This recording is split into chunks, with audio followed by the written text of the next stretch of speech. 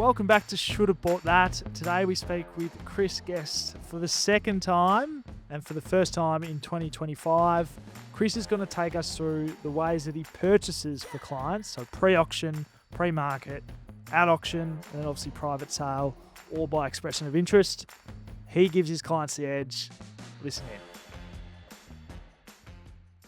Guesty, welcome back to Should Have Bought That. Thanks, Mitch. Thanks for having me again. It's a pleasure to be here. Mate, talk to me about the property market in Melbourne as it is and what's happened in the first quarter of 2025. The first quarter's been really busy, I think, and there's a lot of transactions going on, and people are buying a lot of real estate. There's a lot on the market at the moment, and we're fielding a lot of inquiries from new clients and potential clients that are coming on, and it's been a good first quarter. Yep. Difference from last year? Do you have any noticeable changes in people's appetite? Absolutely. I think Q4 last year, I think people sort of put the queue in the rack. I reckon sort of October, November it was, and it's sort of noticeable in terms of the slowing down of the market and the transactions late last year.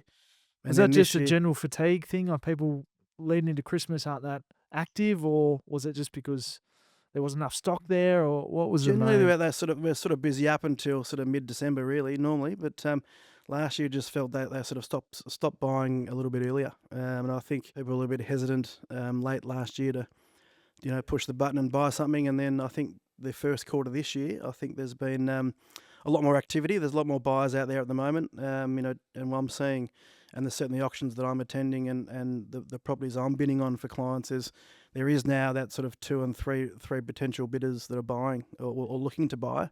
it's a big competition. So there is a bit of competition at the moment, absolutely. And I missed out on one a couple of weeks ago. There's a bit of competition there, and unfortunately we didn't have enough money to buy that, but have recently bought some properties through expressions of interest, a private sale, and also an auction. So there's things that are happening in the market.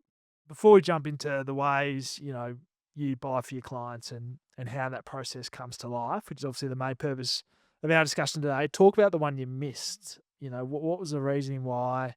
Talk us through that. I think in an auction campaign, there's always three scenarios. There's a scenario where no one's going to bid. There's a scenario where I might be the only bidder, or there's a scenario that's going to be multiple bidding. I went into this auction, first home buyers, been looking for sort of 3 or 4 months. Okay. I positioned it that we were going to be pretty close to buying it, and it was going to be two scenarios. We were the only ones bidding and would buy it, or there was competition, and unfortunately, it sometimes happens that someone else has got a bit more money than my client. So it's that was just the way. Did it go over what they quoted? It did, yeah. It was quoted, early 1 millions, and it went for just under 1.2. So it was a competitive auction. There was two of us bidding. Unfortunately, we just didn't have enough money to buy that property at that time. But I thought we were going to be close. But you sort of can't buy everything, and I think it's important in my business and for me to be true with my clients to not overpay, and also work within their budget constraints as well. I mean, there's no point me spending an extra $5,000 or $10,000 when they don't want to. I certainly get my instructions from my clients, and I get them to give me their top and walk away figure before the auction starts. And I think it's important for me to stick to that too. Do you think the other party overpaid? No, I think it was generally where I thought it would be. Absolutely. Yeah. And all my workings for that property were in and around that price. So I think we weren't too far off. It's just away on budget. Just some How much, if you don't mind me asking? It was $1,185,000. Yeah, so it was a 3-bedroom house in Moorabbin. Yeah, mate, that's a good scenario, and for people to understand as well, it doesn't always go away. Absolutely, and it was the first auction that we'd bid on for those clients. So, and I said to them, whilst they were disappointed, I just said to them, look, I said, it's not often you buy the first thing you bid on. I said it's an education piece. We now know what the market's doing there. We now know what we're looking for, and we can adjust accordingly up or down in terms of price. And hopefully, there's a property around the corner there for them, and I'm continuing to look for them. So they're active in the market, and it's just a matter of finding the right property for them at the right price. Spot on, mate. No, I guess great insight. Thank you. But, mate, as I said before, the purpose of today was to run into different scenarios of how you actually purchase for clients. So obviously off-market, at auction, pre-market potentially, and how they come to life and the way you can help people obviously buy. Yeah, definitely. Which I think is key to what you do. Correct me if I'm wrong. Do you want to jump in and just, from a baseline point, talk about, those three 3 options, and if there are other ways that people purchase. Expressions of interest is another one, and I bought a property last week for a client. Expressions of interest, similar to an auction campaign, but there's obviously no fanfare out in front of the home on a Saturday morning or afternoon. There is a date and a time that they put on expressions of interest where you put your offers in. It's a hard one for clients and buyers to understand that process because you can't see anyone doing anything else. You don't know where they are on price. You don't know what they're thinking of putting in on an offer. So they're guided by me in terms of the price range and how they can buy it. So is your discussion with the agent, do they give away much info, or they literally say, put in your offer? Yeah, no, fortunately with our relationships and how we work, we've got good relationship with agents, so we can sort of get a bit more information than the normal buyer. Yeah. Okay. Well, there's one benefit straight away. Absolutely. Yeah. And I sort of knew where I needed to be. I sort of understood where the vendor was on price. I understood if there was anyone else involved in this transaction, and I sort of, so for my client's benefit, it really helps. Yeah. And we put ourselves in the box seat to buy that property, which we did, which was great, and it was all on our terms in terms of settlement terms and deposits and all those sort of things, and I think the price was right too. So you came to the price based on your discussion with the agent, what the property was marketed for. Absolutely, yeah. Was it above what it was quoted for? Like you put in fair and reasonable, or did you go a bit lower? And I went sort of in the middle of the range, which was good. Yeah. And I think I only had to move $10,000. Not much to get it done. So that was not much. That was good. And I my client wanted to pay a bit more, and I said, look, no, let's pitch it at this level, and as where we start. We might have to move a little bit, but let's not overpay, because I sort of knew the situation and what was happening behind the scenes with my discussions with the agent. So I knew we didn't have to pay too much. What was the discussion with the client if they wanted to put a higher price? How do you manage their emotions in that? Absolutely. And I always say, look, yes, you want to pay more, but let's try and get it for less. I don't want to pay their full budget, and I wanted to try and keep a little bit of money in their bank, so then they can go on holidays or do a little bit more on the property if they needed to paint it or do some things. So it's important to understand that too, and it's important not to spend all their money if you don't have to. And in this scenario, it was a classic case of that, where we didn't have to spend the full budget of the client, and they're wrapped.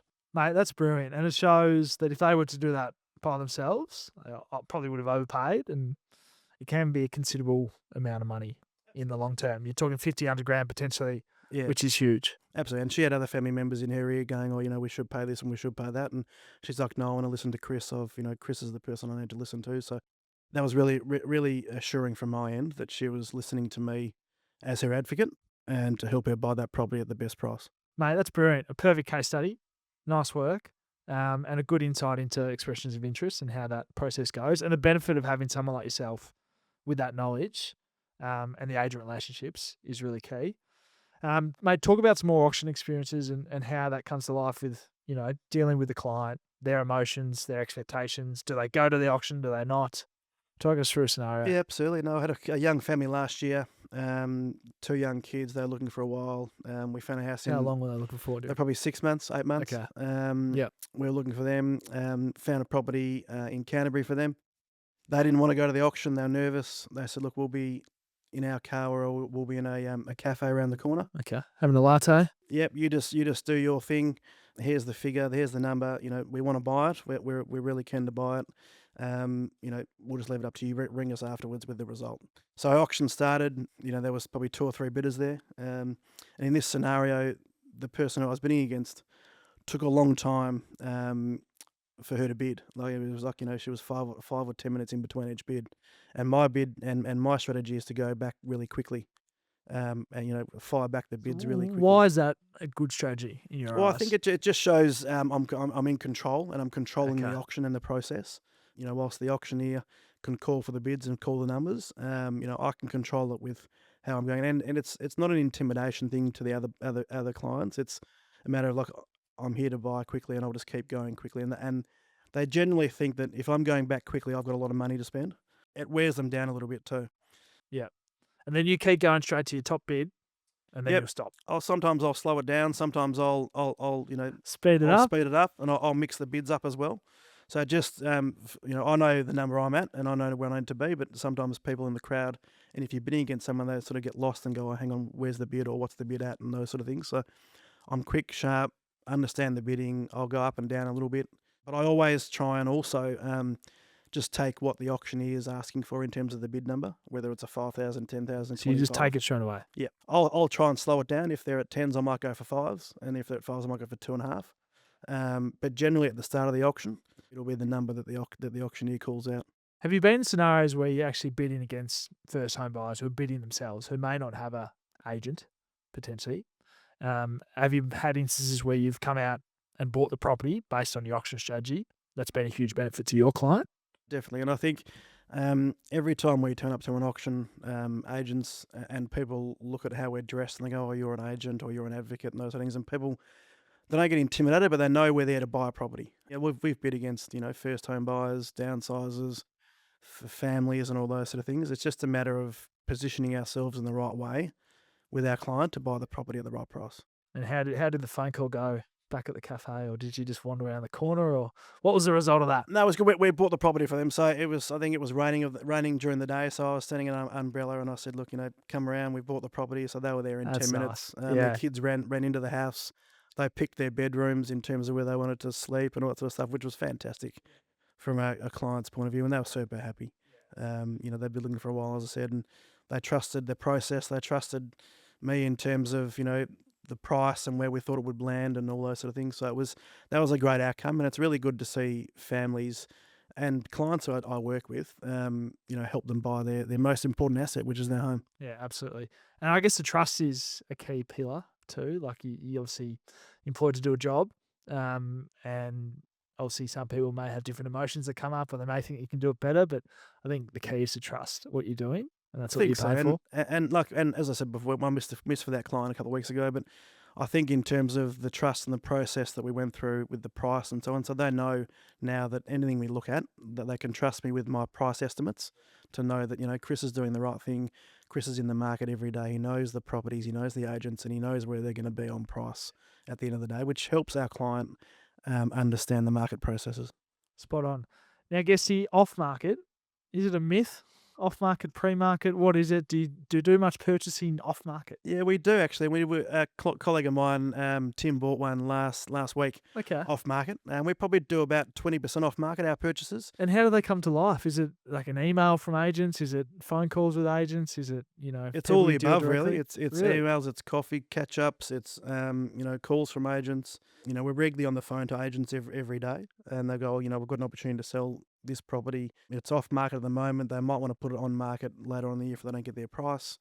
So it is sometimes a myth, because you never know if the property is listed by the agent or if they really want to sell it, the owner. So it's a matter of feeling the way around it. If you've got a client looking in that price range of that particular property, it's good to get them through and have a look, and then you sort of know where they're at. It does take a little bit of time too in terms of buying off market, because obviously the vendor wants premium top dollar, because you're taking it away from everyone else in the market. There's no advertising, there's no marketing. It's very quietly listed, because they're missing out on the marketing side of it, and they're missing out showing it to the rest of the market. Is there fear of overpaying? Was that your role pretty much to make sure your clients don't? Absolutely. They employ us to buy the property at the right price at the right time. We don't like to overpay, and we take the emotion out of it too. We're purely a business for us, and the clients can get very emotionally attached to a property, and we'll educate them on price. If they want to pay more, it's up to them. We can tell you where we think it's going to be, but under emotions, and if they want to buy it, then we're not going to get in the way of wanting them to buy a house. But there is a point where you say, look, we think you're overpaying, or there might be a better opportunity around the corner to buy something as well. So it's a business decision. We work together with our clients. At the end of the day, if they want to buy it and if they're happy to buy it, then we negotiate and do the deal. How long did it take from that purchase last week, from the first time you knew it was available to purchasing the property? What was the time frame? I think it was a couple of weeks. Okay, so you got to get through the property. Obviously, the other the vendors, ideally, it may not be necessarily dressed for like someone to walk through. So does that take a little bit of time, or are these people quite prepped in terms of? Yeah, it does. I mean, the vendors of this house were meticulous in terms of getting the property ready. It was beautifully styled, and they wanted to sell it. We're just off market. How do you dictate how not to overpay for a client? Like, how do you tell them, look, this is the price? Do you do it based on data? Is it comparable sales? How do you get to that point? Great question. Yeah, we do it on data. We do it on analysis of data. We do it on sales in the area that have previously been, linked to that property as well, in terms of the type of property we're looking at. So we have a range, an estimated selling range that we work on, and then I'll say, look, I think it's going to be between X and Y. Let's say 1.9 to 2 million. Anything over 2 million, I believe is an emotional attachment on your behalf. Do you say that to the client? Do you Absolutely, I do. Yeah. Yeah. I had a What's the response? scenario last year where I said to the client, I said it's going to be between 1.8 and 1.9. Anything over 1.9, I think, is going to be a lot of money. But again, if you want to buy the property, you give me your best price, your walkaway figure, before we get to auction time. They gave that to me. We got to that figure. What was the figure? It was about 1.9. The auction was pretty heated. It kept going. There was a bit more money flying around, I think, the room. And I don't like my clients texting me during an auction. I like them to give me my figure before the auction, because I'm concentrating on, I'm in the zone. I want to buy it. I'm ready to go. This client texts me when we got to the limit. He goes, keep going. I'm like, keep going to what? He goes, I'm not leaving this house until we buy it. I said, okay, fantastic. And then he gave me the figure. Yep. Fortunately, we didn't pay that amount. We paid probably 20 or 30 more. But it was about $130,000 over their top of their limit. And then I saw them the next day, went round with a bottle of champagne. Congratulations, this is great. He goes, Chris, I think we paid about 130 grand too much. And I said, yep. I said, I told you. But easy champagne. I told you that this was the figure. Yeah. And then you wanted me to pay more. So I wasn't leaving without buying it for you. He goes, yep, correct. So it's those sort of things that the emotional attachment came in for them. Yeah. But my business decision was at that level to say, I don't get emotionally attached. This is a business decision for you guys. I'll tell you where I think it's going to be based on my agents' discussions, what's sold in the area, the data, where we see it going. And then anything above that is your decision. So that's sort of how we do it. But we try not to spend all our clients' money, every weekends. And that scenario back in Moorabbin, I had probably $20,000 or $30,000 more to spend, but the property needed a bit of work. Like I needed a higher fence because on a semi-main road, they wanted to double glaze the windows, so we pulled that back a little bit. Again, that's responsible, sort of, I guess, understanding of the market and what they need to do with that property. So there are scenarios where they don't spend all their money, and there's scenarios where they spend more of their money. Any other ways that you help your clients buy property? Any other different ways that you've seen over your time? That have come to life? Well, they're the main three. They're sort of the main three. I mean, and then you've got private sale where, obviously, private sale, expressions of interest, auction and off market. So they're your four. Private sale, again, is like an expressions of interest, but they put a number on it and then you negotiate from that number. So bought one 2 weeks ago for a client in Rye. Fortunate enough to buy it right at the bottom of the range. So I know the market down there is... it's not going that well. Not that well. There's a lot of property in the market, so hence we're about able to negotiate a really good price for my client there, and the vendors were happy to take that. I think it had been on the market for a while. So there's those. Private sale is they often put a higher number on it because they know people will come in underneath and negotiate. So yeah, gotcha. There's those different things, and I mean there's all those different ways and methods of buying a property, but we're lucky enough to deal in all of them. So, Guesty, out of the 4 ways you can buy property, where do you find the best buyers? I think the most control we can have as an advocate and buying for a client is probably private sale.